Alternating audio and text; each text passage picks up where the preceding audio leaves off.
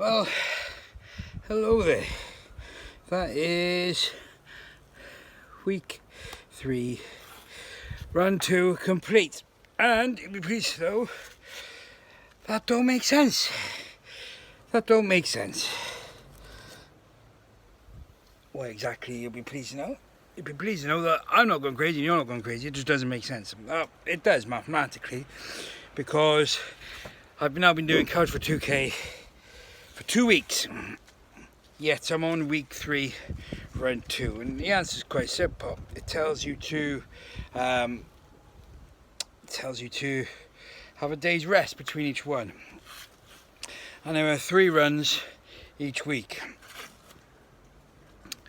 Obviously, there's 7 days in a week, so that means I'm ahead by effectively 2 days worth, which would stand to reason why I'm on week 3, run 2. Oh, well, the other good thing is I found my knee pads, my knees braces. But the problem is, in order for them to stay in the right place, they do cut the circulation off a little bit, and I think that might have caused a little bit of discomfort, although my knees feel great, so that was nice. And I was pounding the street, but my calves were starting to hurt, so maybe it's a balancing act and trying to find the right one that works, you know. So one of them. So I'm back in my Jesus, because weather's looking a bit peaky, and so it's slightly different from the norm. It's not on my walk back. 2.2 miles a day. I think the actual couch to 5k bit was pretty decent. It's just this. It's just that walk back then. It takes a bit of time. And then I did a uphill jog just to finish it off, so to speak. And anyone who knows my hill knows my place. So I ran from the boulevard up to my house, which is a nice steady incline, I suppose. Yeah, I just wanted to say thank you as well, really. There's quite a few people today, as I was sort of running, so head out towards a promenade and stuff this time.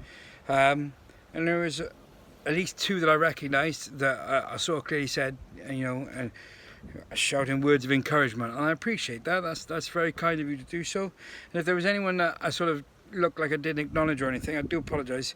I've got my headphones on, but I'm not necessarily listening to music when I'm going for it. It's just the couch to 4K, but because I got something in my ear when I'm blowing, absolutely blowing, it does deafen you a little bit. So obviously it blocks your ears and stuff like that. So if I didn't hear you or I didn't acknowledge you, then I sincerely 100% apologise for that. But thank you for the ones I did, for those who said hello and what have you. Guys, I did not want to do it today. I just looking for other things to do rather than get out there and hit the tarmac and, you know, beat it up into submission. Didn't want to do it. And, you know, my wonderful wife tomorrow says, you know, all right, you're not going to want to do it, but you're going to feel better when you get back. And I'm back, and I don't know, don't necessarily feel any better. Yeah, don't necessarily feel any better. And I also don't feel like my time's necessarily improving on the distance covered, although I do feel like I can run for a bit longer. And I think this reminds me of when I was training back in the army first time round, or training to get in the army. And I needed to complete it before I could compete it. Now, that is a phrase that I've heard beforehand, but it rings true. I need to complete it before I could compete in it.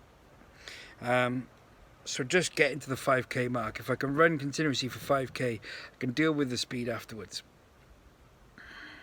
And I think that's the key at this stage.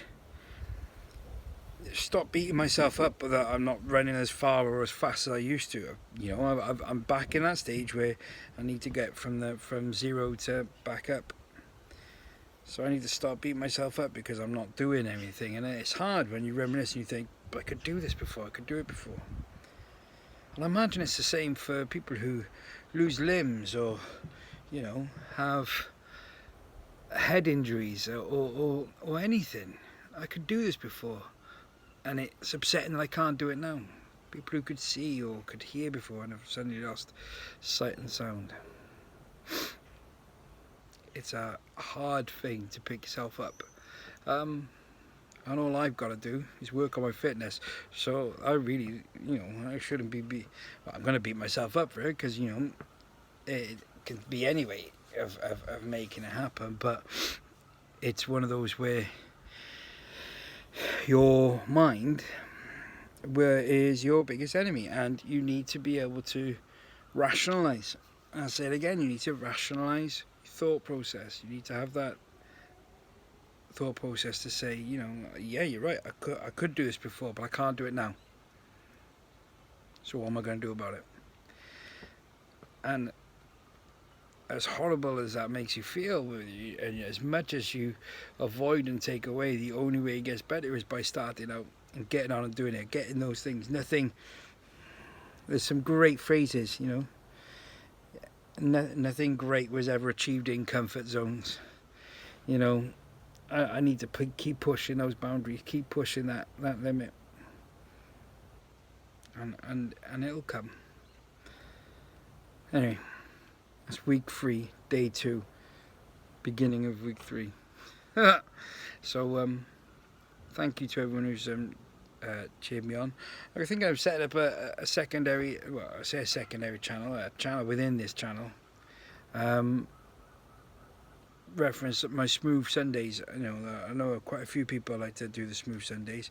Just trying to work out the sort of copyright laws and stuff like that. And what I might do is start just posting songs and putting them in a playlist rather than doing the live videos. So at least then it's there for people who want to, you know, who want to just listen to music in the background. Why you'd want to listen to me rather than the actual recording, I have absolutely no idea.